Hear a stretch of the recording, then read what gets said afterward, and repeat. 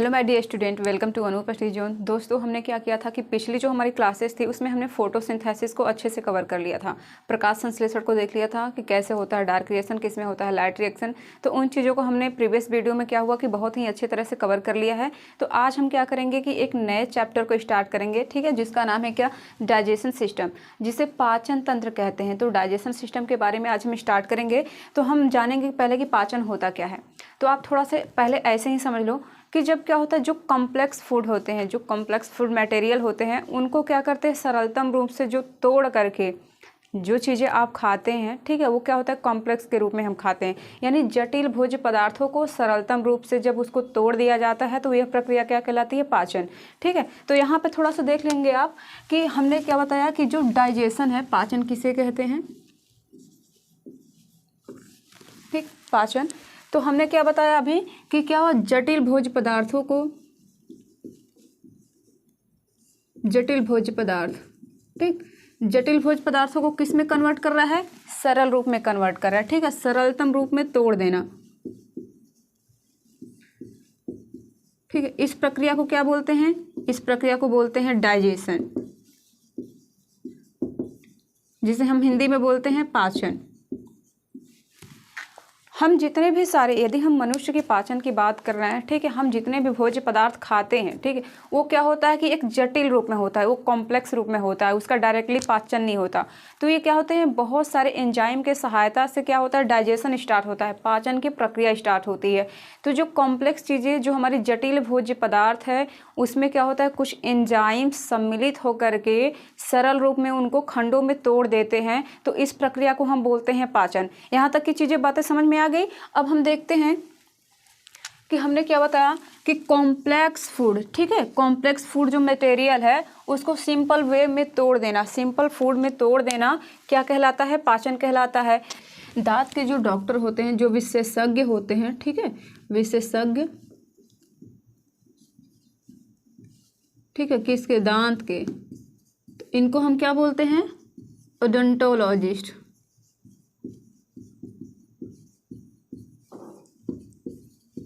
ओडोंटोलॉजिस्ट। अब हमें देखते हैं कि ये जो हमारा दांत है, जो हमारा टीथ है, वो जिस पदार्थ से बना होता है, ठीक है, टीथ जिस पदार्थ से बना होता है उसको हम कहते हैं डेंटाइन, ठीक है। कौन सा सब्सटेंस है, डेंटाइन। जिस पदार्थ से हमारा दांत बना होता है उसे हम बोलते हैं डेंटाइन। और डेंटाइन के ऊपर जो एक वाइट कलर की चमकीली सी परत दिखाई देती है उसे हम क्या कहते हैं, इनेमल। इनेमल सबसे कठोर पदार्थ होता है। यहाँ तक की चीज़ें समझ में आ गई। अब देखिए, हम यदि टंग की बात करते हैं, टंग मीन्स क्या होता है, जीभ, जीभ या जिहा बोलते हैं इसको हिंदी में, ठीक। हम टंग की बात करते हैं तो टंग की हम एक स्ट्रक्चर को देख लेते हैं पहले। यहाँ पे देखिए, ये जीभ का स्ट्रक्चर दिखाई दे रहा है, ठीक। यहाँ पे हम यदि शुरू में देखें, आप अपने जीभ को क्या हुआ कि आप बाहर निकाल के शुरू में आप किसी चीज़ को जब टच करते हैं तो पहला वाला जो इसका पार्ट है वो क्या होता है, मीठे का स्वाद, मीठे स्वाद का, ठीक है। यानी फर्स्ट वाले हम जो कहें, शुरुआती जो हमारी जीभ की स्ट्रक्चर दिखाई दे रही है, ठीक है, वो क्या करता है, यदि हम किसी चीज़ को टच करते हैं तो हमें महसूस कराता है कि वो हमें खाने में कैसा लग रहा है या फिर उसका टेस्ट कैसा है। तो जो पहला शुरू में यदि हम किसी चीज़ को जीभ से टच करते हैं तो पहला वाला जो यहाँ पे भाग दिखाई दे रहा है वो क्या आता है, मीठे का एहसास दिलाता है, ठीक है। और सेकेंड वाली भाग जो उसके जस्ट से ऊपर वाली होती है वो क्या करता है, नमकीन भाग दिखाई देता है, यानी सॉल्ट। हम कहते हैं कि शुरुआत में जब हम किसी चीज़ को हम टच कर रहे हैं, जो हमारी टंग है, ठीक है, जो हमारी टंग है, जब हम किसी चीज़ को टच करते हैं, ठीक है, तो हमें पता चलता है कि वो मीठा है या क्या। तो ठीक है, ये जो शुरुआत वाली आपको स्ट्रक्चर, फर्स्ट वाली, हमने क्या किया कि जो हमारी टंग है उसको हमने 4 भाग में यहाँ पे डिवाइड कर दिया है, ठीक है, समझने के लिए आपको। तो हमने क्या बताया कि फर्स्ट वाली जो है, फर्स्ट क्या कर रही है, मीठे का स्वाद बता रही है, और जो सेकेंड वाली क्या है, वो नमकीन स्वाद बता रही है, ठीक। और थर्ड वाले की हम बात करते हैं तो वो महसूस कराता है, आप टंग जो आपकी है वो बीच में जब जाता है तो आपको पता चलता है कि वो खट्टा है, ठीक है। और उसके बाद जब आप कोई मटेरियल खा रहे होते हैं, कोई पदार्थ खा रहे होते हैं, उसके बाद जब लास्ट वाली जो चीज़ें है वो क्या करता है, कड़वे का एहसास कराता है, जिसे हम बिटर बोलते हैं। तो टंग के ये 4 पार्ट हो गए, जो कि मीठा, खट्टा, नमकीन और कड़वे के एहसास कराता है जब आप कोई पदार्थ खाते हैं। तो ये शुरुआत कहाँ से हुई कि जब हमने क्या हुआ कि जीभ को 4 भाग में डिवाइड करके आपको समझा दिया है। तो यहाँ तक की चीज़ें क्लियर। और देखिए यही जीभ बात करते हैं तो ये सब किस में, मुख गुहा में ही तो प्रेजेंट होते हैं, जो हमारी मुख है उसी में प्रेजेंट होते हैं। तो अभी हम जब डाइजेशन की बात कर ही रहे हैं तो पहले एक एक स्टेप को अच्छे से जानते हैं, एक एक स्टेप को अच्छे से जानेंगे, ठीक है। तो क्या हुआ कि अब हमने बता दिया कि ये बात कर रहे थे हम टंग की, टंग हो गई।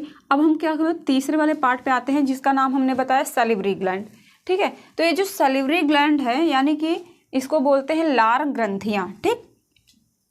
जो हमारे मुंह में लार बन होते हैं जब हम बोलते हैं और कोई चीज़ खा रहे होते हैं तो सबसे ज़्यादा लार मुंह में बनता है, ठीक है।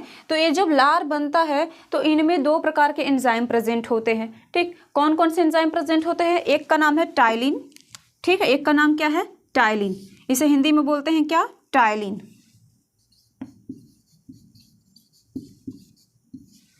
हिंदी में क्या बोलते हैं इसको, टाइलिन बोलते हैं। और यहाँ पे एक और एंजाइम प्रेजेंट होता है जिसका नाम है एमाइलेज, ठीक, एमाइलेज। इन दोनों का कार्य क्या होता है, ये दोनों कार्बोहाइड्रेट का पाचन करते हैं, उनमें भाग लेते हैं। कैसे भाग लेते हैं, जब आप कोई भोज्य पदार्थ खाते हैं तो जब आप चबा चबा के चीज़ों को खाते हैं, दांत के द्वारा क्या हुआ, चबा चबा के खाते हैं, जीभ क्या करता है, जीभ जो आप भोज्य पदार्थ खाए हो मुंह में उसको क्या करता है, पूरे के पूरे जो लार होती है, सलीवा जो होती है आपके मुंह में बन रही होती है, उसको पूरों को बोल सकते हैं कि लपेटने का कार्य करती है, सबको लुगदी बनाने का कार्य करती है, ठीक है। जीभ क्या करती है, आप पूरे भोज्य पदार्थ को इकट्ठा करके अच्छे से चबा करके उसमें लार में पूरी तरीके से मिलाने का कार्य करती है। यहाँ तक की चीज़ें आपको क्लियर। अब देखिए समझिए, पहले हमने क्या बताया कि जो सैलिवरी ग्लैंड है, ठीक है, इनमें 2 प्रकार के एंजाइम प्रेजेंट होते हैं, ठीक। कौन कौन से, टाइलिन और एमाइलेज। इन दोनों का कार्य क्या है, कार्बोहाइड्रेट का पाचन करना, ठीक। यदि हम बात करते हैं कि जो लार है, हमारी लार की बात कर रहे हैं हम, सैलिवरी ग्लैंड की बात कर रहे हैं, तो इनमें सबसे बड़ी लार ग्रंथि कौन है, तो सबसे बड़ी लार ग्रंथि का नाम है पैराटिड, ठीक। क्या नाम है इसका, पैराटिड। पैराटिड सबसे बड़ी लार ग्रंथि है, ठीक। अब क्या होता है कि मुंह में ही जब आप क्या होता है, जब आप सो जाते हो तो सोने के बाद सुबह में जब उठते हैं तो देखेंगे कि आपके दांत के ऊपर कुछ कुछ बैक्टीरिया जो गंदे गंदे से स्ट्रक्चर दिखाई देते हैं। लेकिन यदि आप दिन भर खाना खाए या दिन भर बोलते रहे, लेकिन क्या होता है कि आपके मुंह में जो एंजाइम प्रेजेंट होते हैं वो हमेशा वर्क करते रहते हैं। तो ये मुंह में एक और एंजाइम, आपकी जो लार है उसमें एक और एंजाइम प्रेजेंट होते हैं जिसका नाम है लाइसोसोमल एंजाइम, ठीक है। इनका कार्य क्या होता है, बैक्टीरिया का भक्षण करना, बैक्टीरिया को नष्ट करना। यदि आप रात में सो जाते हैं, जब सुबह में उठते हैं तो टीथ पे देखेंगे कि बहुत सारे लेयर्स बने होते हैं जो एक गंदी सी स्मेल भी होती है, ठीक है। तो वो किसके, क्योंकि ये लाइसोसोमल जो एंजाइम है रात में इसका सिक्रेशन कम होता है, इसलिए क्या होते हैं, बैक्टीरिया पूरा दांत पे जम जाते हैं, बोलते हैं, ठीक है। चलिए हम बात कर रहे थे क्या, लाइसोसोमल एंजाइम की। तो लाइसोसोमल एंजाइम कहाँ होते हैं, टीथ पे प्रेजेंट होते हैं, मुंह में ही प्रेजेंट होते हैं। ये क्या करते हैं, कीटाणुओं का भक्षण करते हैं, जो बैक्टीरिया मुंह में बन रही होती है उनको क्या करते हैं, नष्ट करने का कार्य करते हैं। तो यहाँ तक की चीज़ें क्लियर। अब हम देखते हैं डाइजेस्टिव सिस्टम यानी पाचन तंत्र, ठीक है। हम क्या कर रहे हैं, पाचन तंत्र की बात कर रहे हैं ना। तो पाचन तंत्र यानी जब कोई सिस्टम होगा, बहुत सारे एक के एक करके पूरा यदि हम देखेंगे, ठीक है, यानी स्टेप टू स्टेप कई स्टेप जब हो जाते हैं तो उस प्रक्रिया को हम तंत्र या सिस्टम बोलते हैं, ठीक है। तो पहले हम क्या जानेंगे कि जो डाइजेस्टिव सिस्टम है, जो पाचन तंत्र है, वो किस टाइप से हो। तो ये मुख्यतः यदि हम 2 भागों में बांट के देखें, ठीक है, तो एक होता है एलिमेंट्री कैनाल जिसे हम बोलते हैं आहार नाल, ठीक। दूसरा क्या है, डाइजेस्टिव एंजाइम, ठीक है, यानी कि पाचन में जो एंजाइम भाग ले रहे हैं। तो इनमें 2 का मुख्य रोल है, इसी से पूरे डाइजेशन का कह सकते हैं कि जो डाइजेशन सिस्टम है इसी दोनों के वजह से ही होता है, क्योंकि इनमें बहुत सारे पार्ट में क्या हुआ कि डिवाइड किया गया है। तो पहले हम जब ये टीथ की बात कर रहे थे तो टीथ को एक और जान लीजिए कि जो मनुष्य का टीथ होता है, तो वयस्क मनुष्य होता है, ठीक है, तो एक दंत सूत्र भी होता है, उनका सूत्र बताते हैं जो कि वयस्क मनुष्य में यही टीथ पाया जाता है, ठीक है। इसका फॉर्मूला क्या है, 21-23, आपको याद करना है कैसे, 21-23 करके, ठीक है। तो मनुष्य, वयस्क मनुष्य में कितने टीथ पाए जाते हैं, तो 32 टीथ पाए जाते हैं, ठीक है। तो क्या होता है कि हम यदि बात कर रहे हैं क्या इंसाइजर की, तो इंसाइजर क्या है, दो होते हैं, ठीक है, दो ऊपर और दो नीचे। यदि बोले दो ऊपर और दो नीचे तो 4 हो गया, ठीक है। इंसाइजर की संख्या कितनी है? 4। हम केनाइन की बात करें तो केनाइन क्या है? एक ऊपर है एक नीचे है, ठीक। तो केनाइन की संख्या कितनी है? 2, ठीक है। आपके जो टीथ हैं उनकी संख्या कितनी है? 2। और यदि हम बात कर रहे हैं प्रीमोलर की तो 2 प्रीमोलर ऊपर होते हैं, 2 प्रीमोलर नीचे होते हैं, ठीक है। तो 2 की संख्या में कितने हो जाएंगे? 4 हो जाएंगे। और यदि हम मोलर की बात करते हैं तो मोलर 3 ऊपर पाए जाते हैं और 3 नीचे पाया जाता है। यदि आप इसका इंटू करेंगे तो टोटल आपका क्या हो जाएगा? 32 टीथ, ठीक। 32 टीथ होते हैं एक वयस्क मनुष्य में। किसकी बात हो रही है? ये वयस्क मनुष्य की।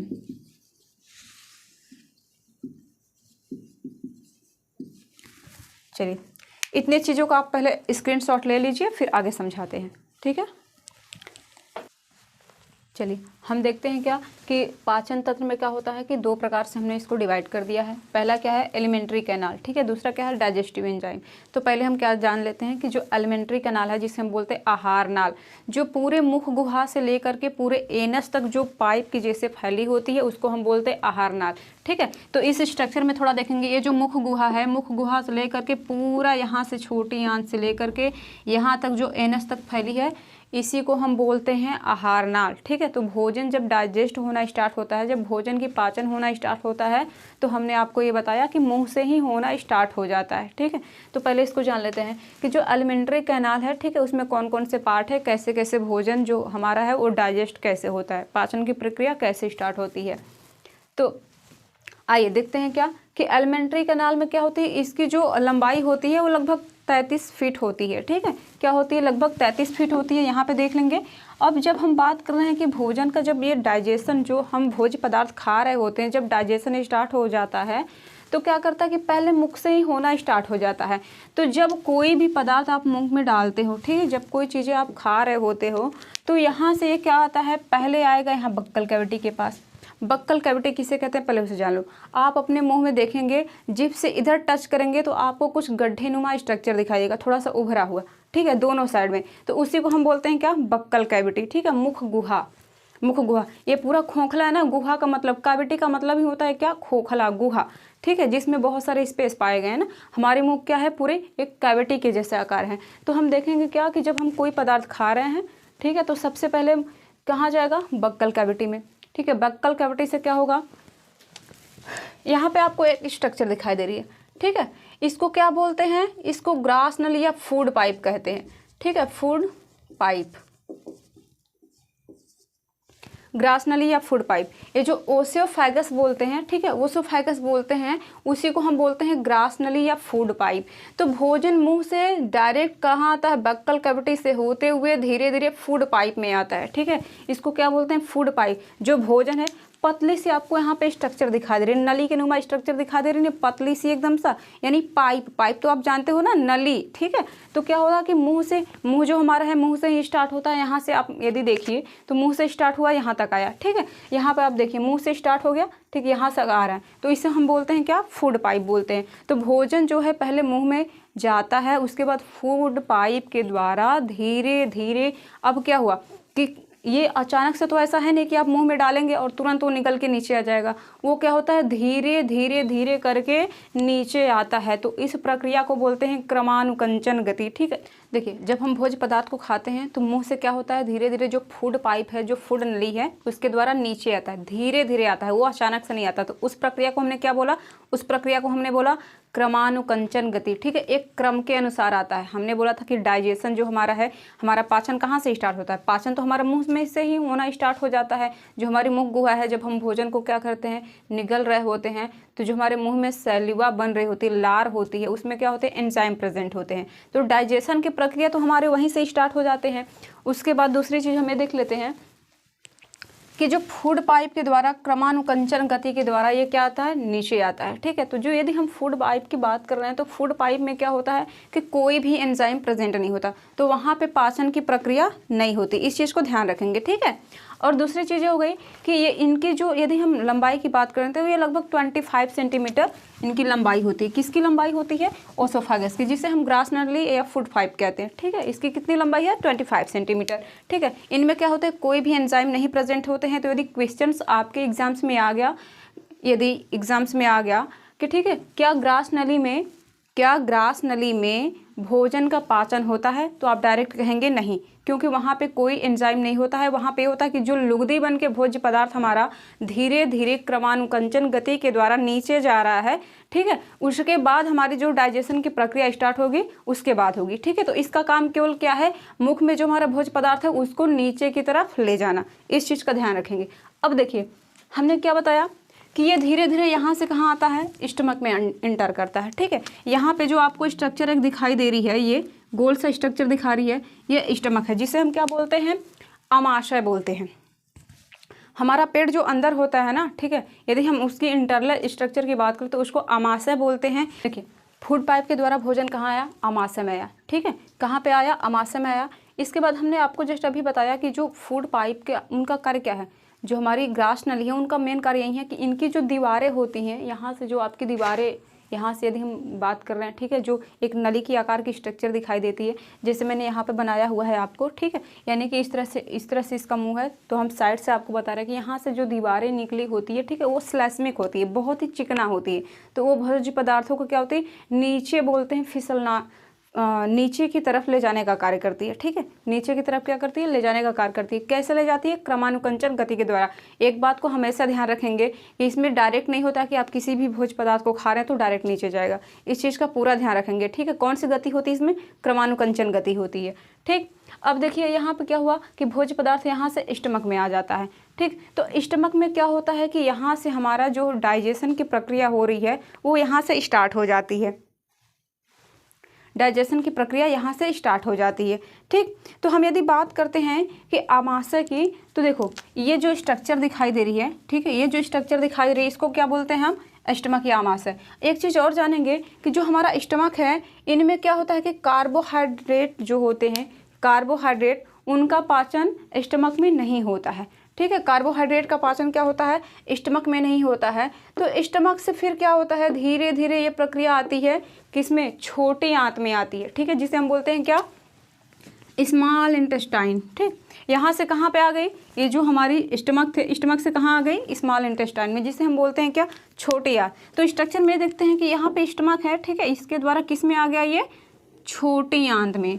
तो आपको जो ये वाली प्रक्रिया दिखाई दे रही है, बहुत सा जैसे लगता है एकदम धागे की नुमा संरचना दिखा दे रही है, बहुत उलझे हुए आपस में। ठीक है, बहुत ज़्यादा उलझे हुए। तो यहाँ से पहले किस में आता है, पहले आता है छोटी आंत में। इस चीज़ का ध्यान रखेंगे। ठीक है, पहले किस में आता है, ये स्मॉल इंटेस्टाइन में। ये जो प्रक्रिया दिखाई दे रही है इसी को क्या बोलते हैं, स्मॉल इंटेस्टाइन, जिसे हम बोलते हैं क्या, छोटी आंत। इसके ऊपर भी आपको एक स्ट्रक्चर दिखाई दे रही है। ठीक है, ये जो स्ट्रक्चर आपको, ये वाली स्ट्रक्चर जो दिखाई दे रही है, जो ये वाली स्ट्रक्चर दिखाई दे रही है, उसको हम बोलते हैं बड़ी आंत। तो पहले जो भोज्य पदार्थ है, वो किस में आता है, पहले आता है छोटी आंत में। पहले किस में आता है, छोटी आंत में। अब छोटी आंत में से होके ये क्या करता है, बड़ी आंत में जाता है। छोटे आंत में से होने के बाद फिर उसके बाद किस में जाता है, बड़ी आंत में।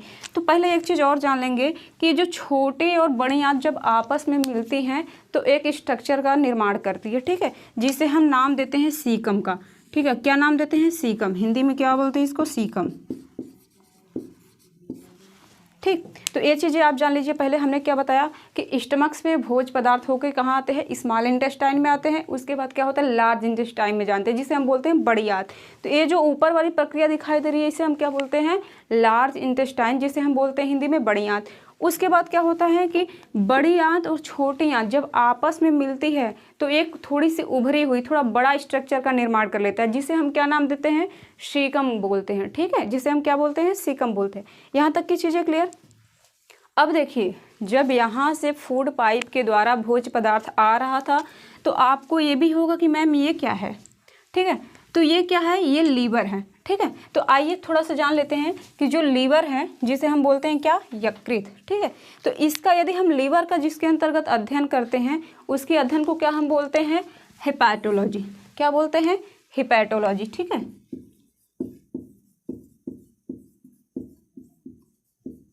इसको बोलते हैं हिपैटोलॉजी।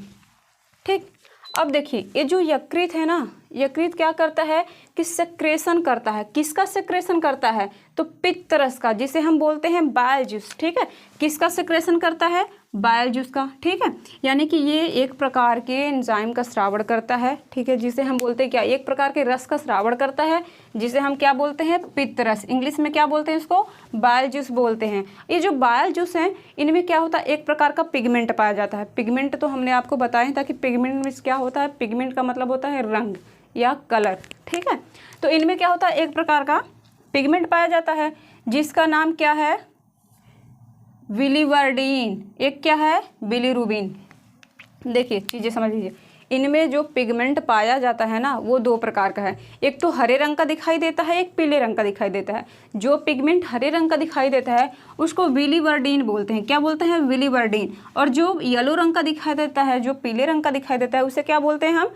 बिलीरुबिन। ठीक, यहाँ तक की चीज़ें क्लियर। अब देखिए हमने क्या बताया कि आप एक चीज़ें नोट कर लीजिए, पित्त जो है ना, ये जो यकृत है, जो हमारा लीवर है, इनसे क्या होता है कि पित्त रस का स्रावण होता है। पहली चीज़ें जान लो कि पित्त रस को पाचक रस कहते हैं। ठीक है, पित्त रस को क्या कहते हैं? पाचक रस करते हैं। लेकिन इसमें क्या होता है? कोई भी पाचक एंजाइम प्रेजेंट नहीं होते हैं। ठीक है, इसको क्या करो, इंपॉर्टेंट नोट्स में नोट डाउन कर लीजिए। क्या हमने बताया कि पित्त रस को पाचक रस कहते हैं। इसे पाचक रस तो कहते हैं, लेकिन इसमें क्या होता है? कोई भी पाचक एंजाइम, डाइजेस्टिव एंजाइम कोई भी प्रेजेंट नहीं होते। यहाँ तक की चीज़ें क्लियर हो गई? क्या बताया मैंने कि पित्त रस को पाचक रस कहते हैं, लेकिन इसमें किसी भी प्रकार का कोई भी डाइजेस्टिव एंजाइम प्रेजेंट नहीं होते हैं। ये आपके लिए इंपॉर्टेंट नोट है। ठीक है, एग्जाम्स में कभी कभी डायरेक्टली पूछ देता है कि क्या इनमें पाचक एंजाइम प्रेजेंट होते हैं, तो आप बिल्कुल भी गलत नहीं कीजिए। क्या होते हैं? इनमें पाचक एंजाइम प्रेजेंट नहीं होते हैं। ठीक, अब ये जो लीवर है ना हमारा, ये हम लीवर भी अभी देख रहे थे, तो लीवर में क्या होता है कि रिजेनरेशन की प्रक्रिया पाई जाती है। लीवर में क्या होती है? पुनर्जनन की क्षमता होती है। ठीक है, इसमें क्या होता है? रीजनरेशन की प्रक्रिया पाई जाती है।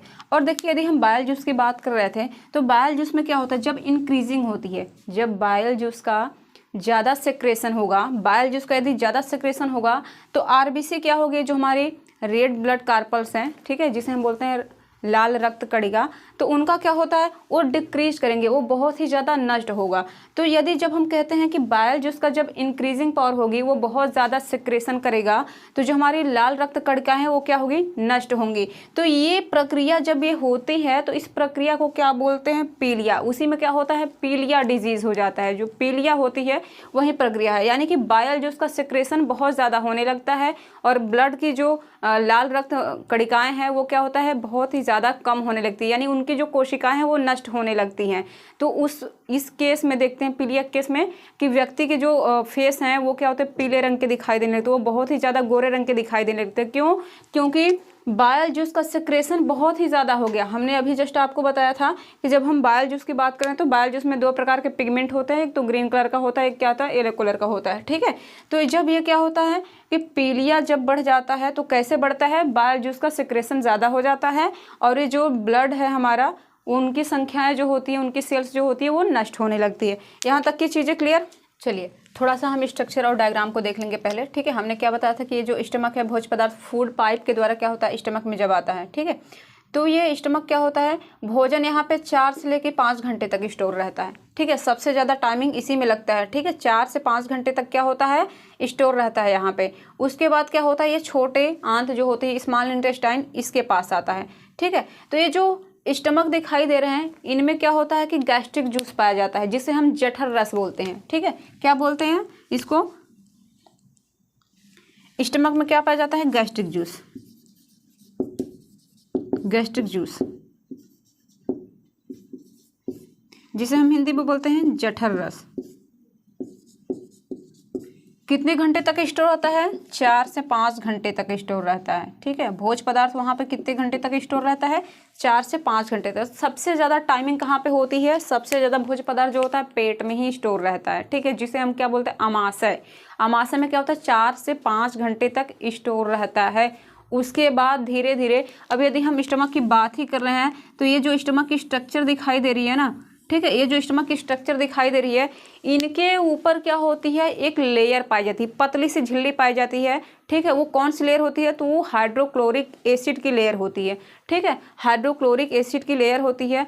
और अब जब बात हम करते हैं कि जो हाइड्रोक्लोरिक एसिड है उनका कार्य क्या होता है, तो उनका फंक्शन ये होता है कि जो हमारे अंदर ये क्या होता है, जो भोज्य पदार्थ 4 से 5 घंटे तक स्टोर करके जो भोज्य पदार्थ हमारे पेट में रहता है, ठीक है, तो ये क्या करता है, जो HCl होती है, HCl की लेयर, ठीक है, HCl की लेयर जिसे हम बोलते हैं क्या, हाइड्रोक्लोरिक एसिड, क्या बोलते हैं इसको,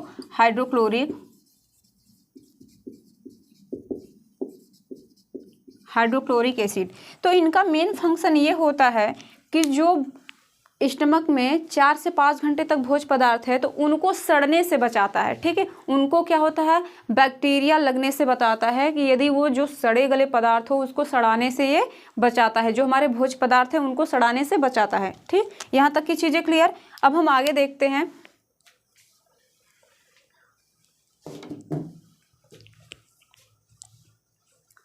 एक स्क्रीनशॉट ले लीजिए, फिर आगे हम समझा रहे हैं। ठीक है, चलिए हम क्या कि स्ट्रक्चर में आपको यहाँ तक की चीज़ें बता दिए थे, अब थोड़ा सा इसके बारे में भी जान लेंगे। ठीक है, कि हमने स्टमक के बारे में बता ही दिया था। ठीक है, गैस्ट्रिक जूस के बारे में भी हमने बता दिया था कि गैस्ट्रिक जूस कहाँ से आ रहे हैं। ठीक है, जो पित्ताशय है वहाँ से आते हैं। ठीक, और दूसरी चीज़ ये देख लेंगे कि अब हम आते हैं पैंक्रियाज पे। ठीक है, इसे हम हिंदी में क्या बोलते हैं, अग्नाशय।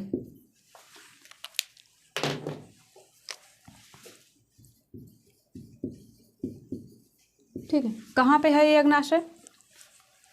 ठीक है, तो आपको ये जो लीफ लाइक स्ट्रक्चर दिखाई दे रही है, पत्ती के आकार की संरचना होती है ऐसे।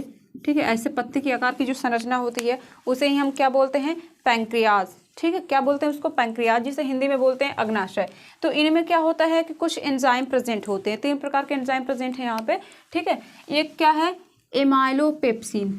ठीक है, एक एंजाइम का नाम है क्या, एमाइलोपेप्सिन, जो स्टार्च को हिंदी में क्या बोलते हैं, मंड बोलते हैं।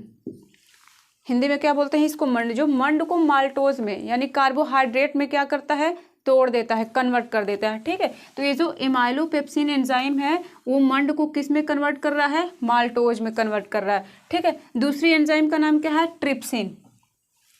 ये जो ट्रिप्सिन एंजाइम है ये प्रोटीन का पूर्ण रूप से पाचन करता है। ठीक है, जो हम प्रोटीन खाते हैं, कोई भी पदार्थ खाते हैं, ठीक है, जैसे आप मीट वगैरह खाते हैं तो उसमें क्या होता है, प्रोटीन की अधिकतम मात्रा पाई जाती है। तो ये जो ट्रिप्सिन है ये किसका पाचन करता है, तो ट्रिप्सिन क्या करता है, प्रोटीन का पाचन करता है। ठीक, दूसरा यदि हम देखते हैं लाइपेज।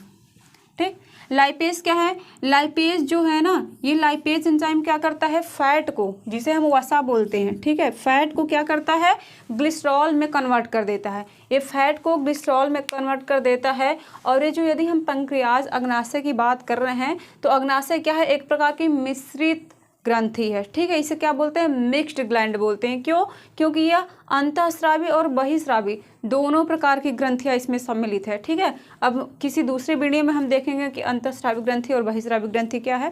ठीक है, आप केवल इतना ही जानिए कि ये जो हमारी अग्नाशय है, ठीक है, इन्हें क्या बोलते हैं, अंतःस्रावी ग्रंथि और बहिस्रावी ग्रंथियाँ दोनों इसमें सम्मिलित है, इसलिए इसे हम मिश्रित ग्रंथि यानी कि मिक्स्ड ग्लैंड के नाम से जानते हैं। ठीक, और क्या होता है कि इनमें 2 प्रकार के हार्मोन्स निकलते हैं, ये जो मिश्रित ग्रंथि है। ठीक है, कौन कौन से हैं, एक तो है इंसुलिन। ठीक है, दूसरा क्या है, ग्लूकागॉन, हिंदी क्या बोलते हैं इसको, इंसुलिन। देखिए एक चीज़ और जान लेंगे कि यही इंसुलिन है जिसके कमी से मधुमेह रोग हो जाता है। ठीक है, इसी के कमी से, इंसुलिन की जब कमी हो जाती है, ठीक है, इंसुलिन का सिक्रेशन कहाँ से हो रहा है, पैंक्रियाज से हो रहा है, अग्नाशय से हो रहा है। तो जब इनका सिक्रेशन कम हो जाता है तो मधुमेह रोग हो जाता है, जिसे आप शुगर बोलते हो। ठीक है, तो किसकी कमी से होता है, ये इंसुलिन की कमी से होता है। दूसरी चीज़ ये देख लेंगे कि क्या होता है कि एक और हार्मोन है जिसे हम बोलते हैं ग्लूकागॉन। तो ग्लूकागॉन क्या होता है, जब ब्लड में क्या करता है, ग्लूकोज को इंक्रीज करता है। जो हमारी ग्लूकोज होती है, जो ब्लड होता है, ब्लड में इंक्रीज करता है, ब्लड में क्या करता है, ग्लूकोज को बढ़ाने का कार्य करता है। कौन करता है, ग्लूकागॉन। ठीक है, यहाँ तक की चीज़ें क्लियर। अब देखते हैं हम स्मॉल इंटेस्टाइन को। ठीक है, ये जो स्ट्रक्चर दिखाई दे रही है, हमने बताया था आपको स्मॉल इंटेस्टाइन। यहाँ पे देख लो कि ये क्या है, जब भोजन हमने बताया कि जब स्टमक से क्या करता है, स्मॉल इंटेस्टाइन में जाता है, तो सबसे पहले किस में जाता है, डुओडेनम में। ठीक है, छोटी छोटी स्ट्रक्चर जो पतली पतली पाइप के जैसी स्ट्रक्चर आपको इसमें दिखाई दे रही है, उसके बाद उसमें जाता है डुओडेनम में। उसके बाद कहाँ जाता है, इसके बाद जाता है जेजुनम में जाता है। ठीक है, वहाँ से होकर के आपको एक स्ट्रक्चर, आपको इसमें फिंगर लाइक स्ट्रक्चर छोटे छोटे ऐसे ऐसे कुछ ऐसे दिखाई दे रहे होंगे। ठीक है, छोटे छोटे स्ट्रक्चर दिखाई दे रहे हैं जिसे हम बोलते हैं क्या, इलियम। ठीक है, फिंगर लाइक स्ट्रक्चर दिखाई देते हैं जिसे हम बोलते हैं इलियम। और इलियम जो हमें दिखाई दे रही होती है उसी को हम बोलते हैं क्या, विलाई बोलते हैं। ठीक है, तो ये जो विलाई है इनका मेन वर्क क्या होता है कि ये भोजन के अवशोषण में भाग लेते हैं। ठीक है, विलाई क्या करता है, भोजन जो हमारा होता है उसके एब्जॉर्प्शन में पार्टिसिपेट करता है। दूसरी चीज़ें ये देख लेंगे हम कि यहाँ तक कि स्मॉल इंटेस्टाइन की हम बात कर लिए। अब हम देख लेते हैं कि क्या लार्ज इंटेस्टाइन।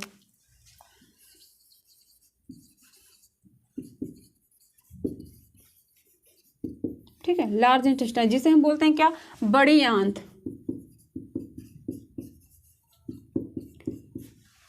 बड़ी आंत। देखिए क्या हुआ कि स्मॉल इंटेस्टाइन में से जब भोज्य पदार्थ लार्ज इंटेस्टाइन में जाता है, तो पहले यही जान लो कि जब लार्ज इंटेस्टाइन है, ठीक है, इनका मुख्य कार्य क्या होता है, तो इनका मुख्य कार्य होता है वाटर का एब्जॉर्प्शन करना। क्या होता है, वाटर का, ठीक है, वाटर का क्या है, एब्जॉर्प्शन करना। ठीक, अब देखो जब डायरिया वाली डिजीज होती है, डायरिया, तो क्या करता है, ये लार्ज इंटेस्टाइन है ये वाटर का एब्जॉर्प्शन करना बंद कर देता है, तो इसी में क्या होता है, डायरिया डिजीज हो जाती है। ठीक है, डायरिया डिजीज हो जाती है जिसमें क्या होता है, व्यक्ति को उल्टी, दस्त, लैट्रिन ये सारी चीज़ें होने लगती है। तो ये किसकी वजह से होता है, जब लार्ज इंटेस्टाइन वाटर का एब्जॉर्प्शन करना, अवशोषण करना बंद कर देगा तो डायरिया नाम की डिजीज हो जाएगी। ठीक है, यहाँ तक की चीज़ें क्लियर है। अब देखो ये जब लार्ज इंटेस्टाइन में भोज्य पदार्थ आता है, ठीक है, लार्ज इंटेस्टाइन से होकर के कहाँ जाता है, रेक्टम में जाता है। ये जो स्ट्रक्चर दिखाई दे रही है, ठीक है, इसे क्या बोलते हैं, मलद्वार या गुदाद्वार बोलते हैं। तो ये यहाँ पे क्या होता है कि जो हमारे अपशिष्ट पदार्थ है, जो भोज्य पदार्थ आपने इनगल्फ किया हुआ है, ये अपशिष्ट पदार्थ है, यहाँ पे आकर के इकट्ठा होते हैं। तो यहाँ पे इकट्ठा होने के बाद क्या होता है कि रेक्टम में इकट्ठा होते हैं। उसके बाद जो अपशिष्ट भोज्य पदार्थ हैं वो शरीर के मलद्वार से एनस के जरिए क्या होते हैं, शरीर से बाहर निकल जाते हैं। तो ये थी आपके डाइजेशन।